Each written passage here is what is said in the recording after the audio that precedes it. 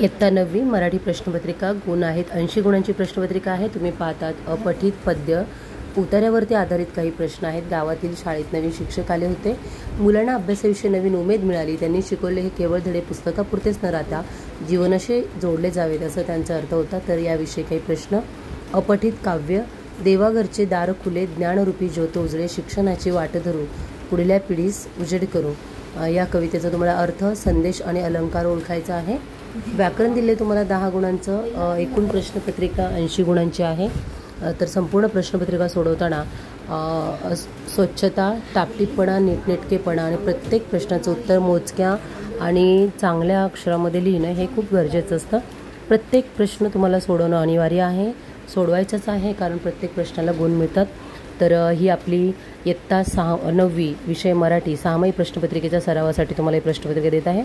अशा अनेक प्रश्नपत्रिका चॅनलवरती उपलब्ध आहेत। जुन्या प्रश्नपत्रिका त्यांचासुद्धा तुम्ही अभ्यास करू शकता, कारण 6माही पेपरला सुद्धा 2च महिने बाकी आहेत, त्याचासुद्धा सराव करणं गरजेचं आहे।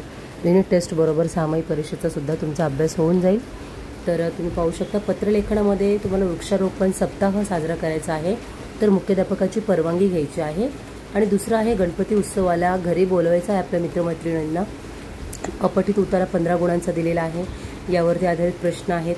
तर पत्रलेखनाची चांगली तयारी करा, निबंध लेखनाची चांगली तयारी करा। तुम्हाला हवं असेल तर तुम्ही एखाद्या पत्रलेखनाची मागणी करा, त्याप्रकारे पत्रलेखन निबंध लेखन मी आपल्या चॅनलवरती टाकण्याचा प्रयत्न करेल।